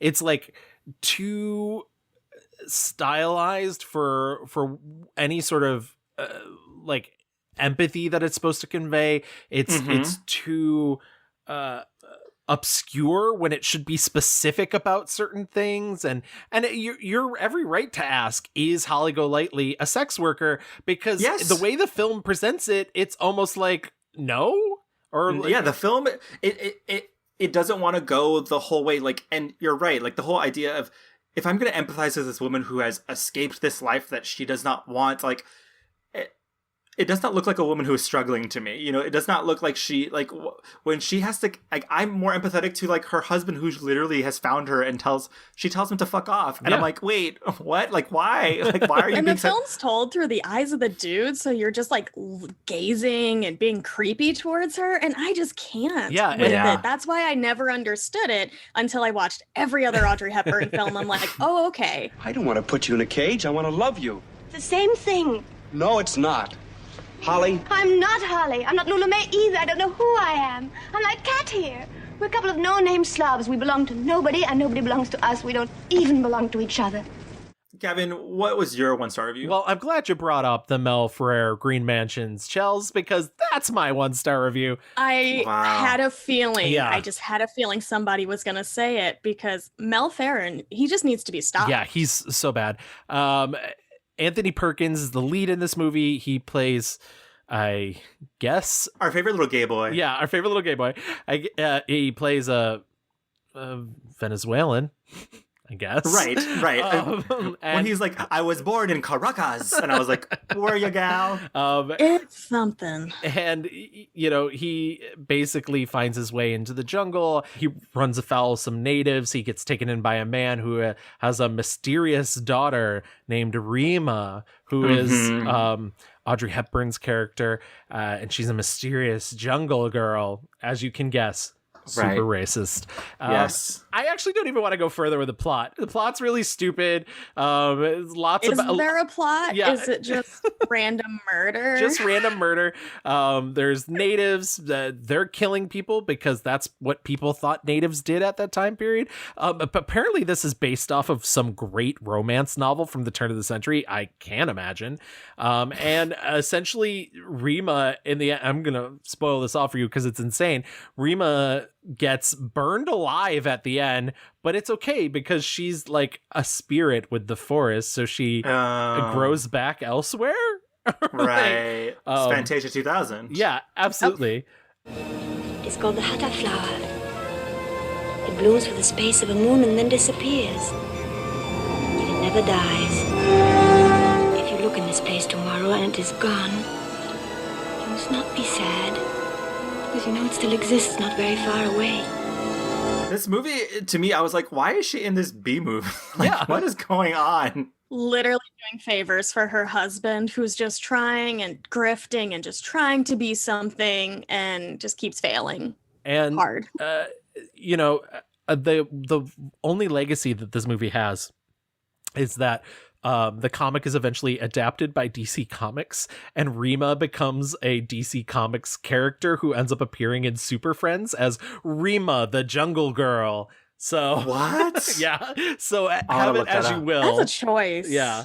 Was there anything else that you guys saw that you didn't particularly like besides Two for the Road, Louis, which you are not allowed to say bad things about? The Unforgiven was the only other one that I thought I not the only other one, but that was. I'm glad you brought that one up because hey. I'm going to shout out what was almost a real 1-star review. Mayerling, which was another one of Mel's passion projects. It was like a movie of the week that they did live. And then I just have to say, I fell asleep watching Love Among Thieves. Yeah, I fell right asleep. I have watched every single Audrey Hepburn film, television, whatever. Oh my goodness. It's the only one I fell asleep during. Robert Wagner should not be allowed to do things. We know what he did to Natalie Wood. We do know what he did to Natalie Wood. Bloodline's real fucking terrible. It's just genuinely, and she literally helping a friend there. Yeah, and it's frustrating because Bloodline would make a great 70s Umberto Lenzi giallo, but instead it's this big budget James Bondy-esque movie with Audrey Hepburn and James Mason and Michelle Phillips and Omar Sharif, and it's just no, why are any of you in this movie? You should be dubbed Italians. But yeah, it's so bad. But we've said enough negative. Let's stick to the positive. Let's move into our 5-star reviews.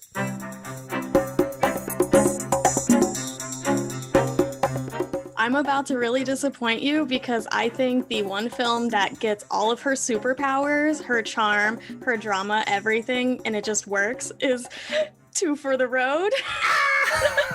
I adore this film. The first time I saw it, I was just not ready for how much I would enjoy it. And I feel like every independent romantic drama owes so much to this. Stanley Donen, he is doing what the other girls wanted to do. Wow. More respect to his name. He's just having so much silly fun making this film. And apparently this is the happiest he ever saw Audrey making a film, and they've been working together forever. Yeah, that's crazy. I didn't know that.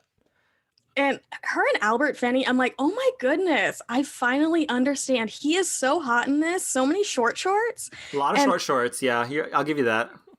So yeah, I enjoyed the heck out of this movie. When she yells at the child, I was like, yes, get her. and that's really, I mean, it's very, more than any of the other films, it's such an easy movie to tell the plot line to. Is it's the story of the beginning and end of this relationship, but it's told in fragmented parts. Some scenes you're seeing from the end of the relationship, some scenes you're seeing, fuck you, 500 Days of Summer. This is like, this is like 4 different timelines, and it's so consistent. I think it's so well edited. Yeah. It's just so much fun. If people remember so many of her other beautiful romantic comedies, and I feel like this one just needs a little bit more justice, so maybe Louis can rewatch it with a classy line. But I understand what Louis is saying by saying like it's too painful, because it is occasionally that is true. If you've ever been in a relationship that's like that is ending, it really hits, and it's very prickly. Yeah. And that's kind of why I love it, because it's not just all the sunshine and rainbows of the beginning. It shows you the hard parts of relationships, and all of her other films, I don't feel like they do that. So she got to do a little bit of drama, a little bit of comedy, and she looks amazing. Those costumes are, oh my goodness, gorgeous. I think maybe my issue is that they give the guy who clearly I think is the more fucked up one of the two of them so much runway. I'm like, this guy clearly is being resentful, is like, I don't want this, fuck marriage, la la la la la, and somehow she's being turned into the one who has changed him somehow, and that maybe just is the time of it all, but I mean, glad in the end she when they're in the car kind of driving, and she's like, bitch, I'm here, what else do you want? But yeah, it's so fucking hard to get to that place. No, and you're not wrong. And I think also that goes back to exactly what Chels was saying, that this becomes sort of the blueprint for a lot of other, because most independent romantic comedies that come after this are a lot from the male viewpoint. He's managed to persuade you that it's absolutely imperative that we get to Saint-Tropez by the day before yesterday. Why do you always get taken in? Oh, baby, that's how it is, okay? You want me not to work? Is that what you want? Just wish that you'd stop sniping. I haven't said a word. Just because you use a silencer doesn't mean you're not a sniper. We're not going on like this for the rest of our lives. For my 5-star review, yes. I just really, really loved the Nun story. All the issues I had with, a lot of her stylish movies that didn't really have, to me at least, a lot underneath.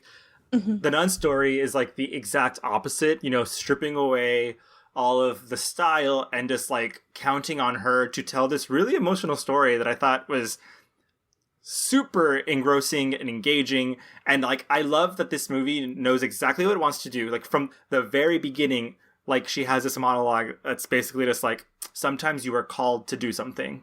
And that's all I need. I don't need any more motivation. And that sets up this entire story of this woman who feels this calling and this urge to not only serve as a health worker, but as a missionary, serve Jesus Christ.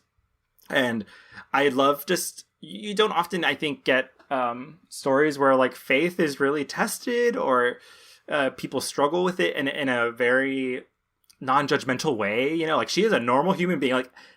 The idea that nuns are normal human beings and, can have these struggles, and she wants so badly to be a nun. She so badly wants to serve and be this type of person. And God, the part where the head nun or whatever asks her to fail her exams to show God, humble herself. Yes. I was like, this is so fucked up. And I'm so glad later in the movie, this other nun's that was fucked up. They should not have made you do that. But I don't know. The ending of this movie is so gorgeous and devastating. To see, she starts out as this optimistic, hopeful, full of faith woman, and then to end fully shaken, but also realizing that there's life beyond this. It's there's no music. It's so quiet. I think it's a gorgeous, gorgeous movie, and also deals, I think, with racism and fucked up shit really, really well. She's why can't she wants to be in Africa helping these kids. She wants, and there's so much about this movie. I can't recommend this movie enough, and I think especially if you think that she's only about style and flash, like I think this is just like the perfect example of like it's such a beautiful, beautiful film. And I think it was you, Chels, who put on your letterbox, like, if I could have seen this on the big screen. And I want to echo that 100% because it's also just an absolutely gorgeously made film. Gorgeous. It's such a beautiful film. Yeah. And like the whole time she is just struggling with these very basic obedience and humbling herself and trying to give herself over when all she wants to do is serve people and do good in the world. And like, she's constantly just tested all the time by the nuns around her. I think it's a really good way to damn Catholics, but also show their process. Yeah. Right. As an ex-Catholic myself, I'm like, yes, I really love watching this and them showing you how horrible and hard it is for people to do this. And anytime she is in trouble for talking during the grand silence or somebody coming to talk to her, it's like, stop talking to her. Right. I was so stressed watching this film more than most of her other films. I was like so invested. It's so gorgeous. Don't be proud of me, Father. This is really flight. It will be so much easier in the Congo to remember I'm nothing. There will be no worldly associations in the bush station, in the jungle. And Hepburn said this is one of her favorite films that she made. Like, it's right at the top for her. Absolutely. So my 5-star review is something completely different. And so we're gonna go to 1967's Wait Until Dark. I mentioned earlier Terrence Young directed. It's based off a play. It was produced by Mel Ferrer, so I guess he did do one good thing in his life. But just the one. That's why I couldn't bunch all of them together for a 1-star. She plays a character named Susie, who is a blind woman who is constantly pushing herself to be, what does she keep saying? The best blind girl in the entire world. And but she's left alone in her apartment by her boyfriend, future Alfred from Batman the Animated Series, Ephraim Zimbalist Jr. And he as he goes away, she's left in her apartment with a doll that she is not aware contains heroin. She's being menaced by 2 con men and a full-out criminal that's played by Alan Arkin. We mentioned this earlier. And as the movie goes on, it gets darker and darker. Alan Arkin kills multiple people. He basically tortures this woman alone in her apartment. She eventually traps him by cutting out all the lights to make him as blind as she is. And she eventually gets the upper hand, or might not have the upper hand, depending on what happens. I will say there's a moment, this doesn't really spoil anything, but there's a moment where she stabs Alan Arkin. And to me, that was the moment that sold it for me, because before she stabs him, because she's playing a very realistic person, she's 100% a real human in this movie. Before she stabs him, she screams in pain. Like, she knows this thing that she's going to do is so awful, but she has no choice but to do it. And it's such a brilliant character choice. And as soon as I've seen this movie before, but as soon as I saw that, I was like, this is it. I was like, this is brilliant. This is a full on person that she played. And yeah, she's a bit stylish in the movie. And, you know, they did the light contacts to make her eyes look a little less popping on screen the way that they would, but you know, she's doing everything she can to shine through just the image of Audrey Hepburn, the fashion icon, and showing you that she is Audrey Hepburn, the actor. And I just really think it's a brilliant film, and it's also fucking scary. I know. Surprise, surprise! Gavin's picking the scary movie. Pick up the cane and tap on the floor right where you are, so I know where you are. Go on, tap. Tap. Keep tapping. Keep tapping. Keep tapping. Were there any other movies that we wanted to just give quick shout outs that we really liked? I mean, I love Roman Holiday. Yeah. I love The Children's Hour. I feel like I was back and forth on The Children's Hour and Wait Until Dark, and I decided to watch them back to back. And Wait Until Dark won out in the end, but The Children's Hour... It's much more of a showcase for her. Yeah. I feel like Children's Hour, Shirley MacLaine really steals that, but yeah, they're both so good in that. Yeah. The same. My three were going to be Roman Holiday, Children's Hour, and I famously love Charade. Charade is such a bop. It's a bop. It is a bop. She's a teeny bop girl. It's funny, I was thinking right now, like, man, of her like iconic quote unquote roles, I think like Roman Holiday for me is like my favorite. Funny Face is like the next one in line that I would like say that I like the best. And then the other ones are just like, ugh. So before we go into our fast forward, why don't we do our mixed reviews review? So my 1-star review was 1959's Green Mansions. Mine was 1961's Breakfast at Tiffany's. And mine was 1961's The Unforgiven. My 5-star review was 1967's Wait Until Dark. My 5-star review was 1959's The Nun Story. And mine was 1967's Two for the Road. Pew, pew, pew. So let's get into our fast forward.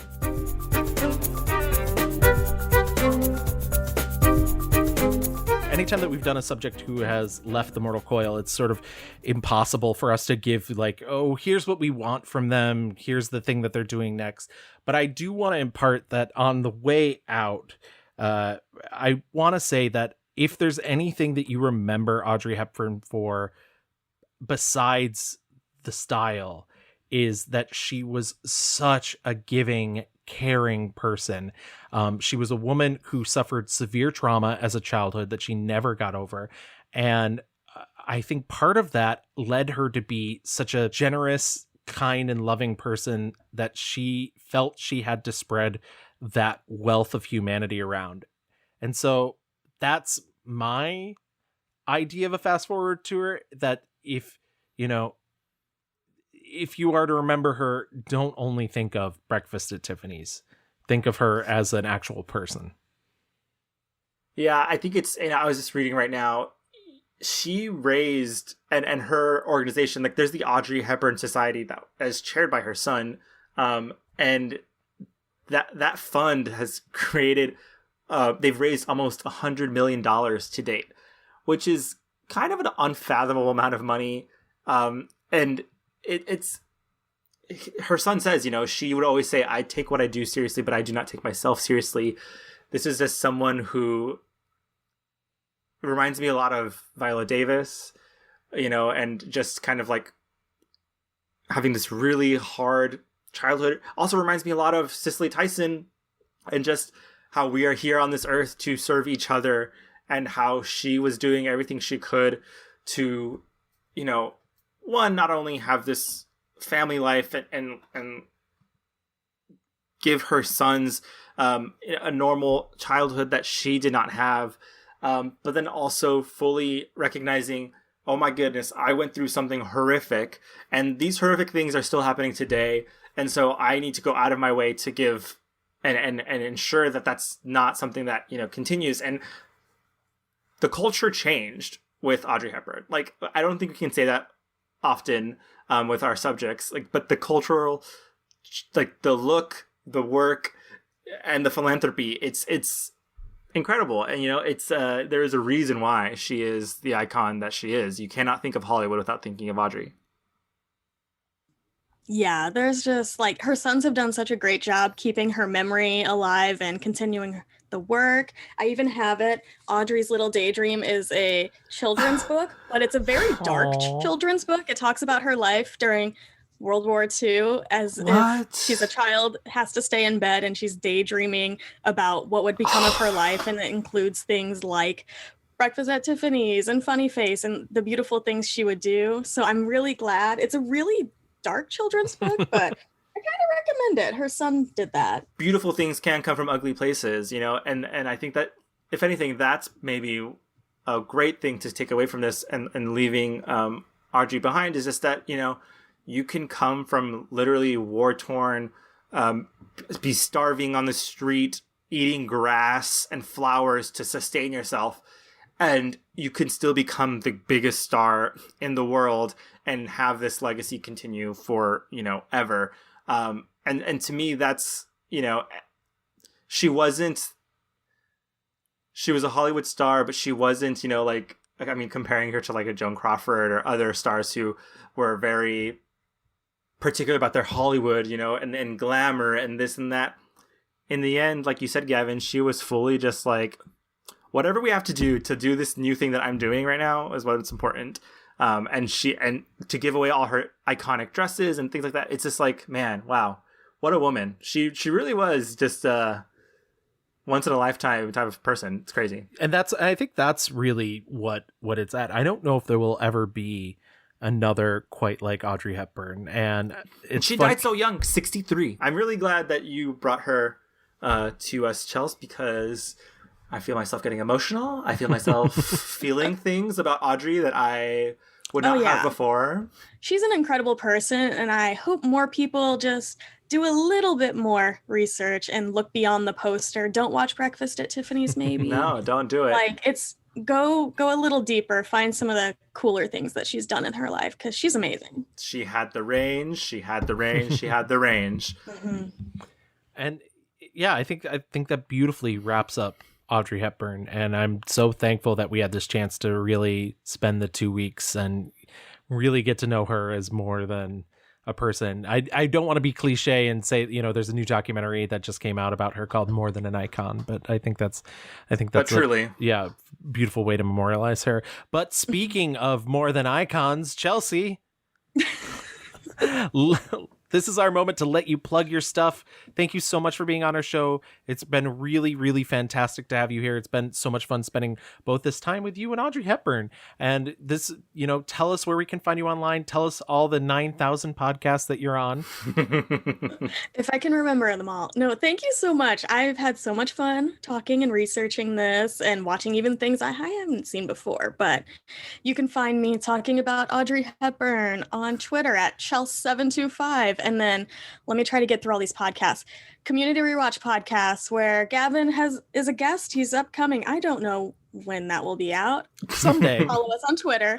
And then I have Those Gals Have Moxie. Thank you for the shout out. That's kind of where we just talk about pop culture and random things and movies and slander Ryan Murphy like I'm so good at. Yeah, your guys' hatred of the remake of Rebecca has single-handedly kept me from watching it. So don't watch it. And I love Lily James, but don't watch it. And then I have this new one, the Untitled Cinema Gals Project, where Morgan, she's a reviewer. We just talk about all these different movies and subjects. We don't do deep dives like y'all on actresses. We figure out why Carey Mulligan doesn't have an Oscar or Amy Adams. We investigate and we get to some results. But yeah, go follow us. Find me you can see it all on my Twitter. I do want to say your presence online is so necessary and sweet and just wonderful. And you're a youngin' and you give me hope. And so but I mean, Louis and I have had this conversation many, many times. Nobody's online persona is good. Like online personas are really bad, but yours is so nice and genuine and necessary. And I love every time I see you pop up on your feed, and you have such a unique voice online too. So just please stay you. It's perfect. You're perfect. So. You're gonna make me cry, and I've already cried so much thinking about Audrey Hepburn. But I don't try. That's the key. Yeah, I was gonna say you're very good at it. But no, y'all are wonderful and do wonderful work here. You're my favorite podcast, so I hoodwinked you. Oh, you did, yeah. Oh, start. Love to undercut any moment of actual emotion. Speaking of undercutting any moment of actual emotion, if you want to contact us at The Mixed Reviews Online, you can find us on Twitter at The Mixed Reviews.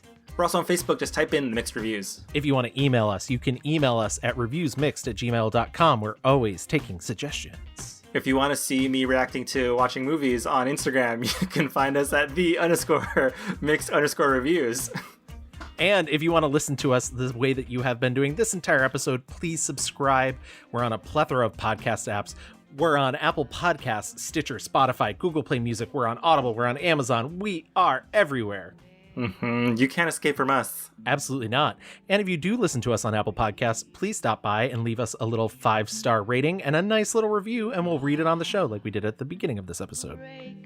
Thank you guys so much. We hope you had a great Valentine's Day weekend. Absolutely. It was a long weekend as well. Hope you're surviving the cold weather, and we'll see you next time. off to see the world. There's such a lot of world to see. We're after the same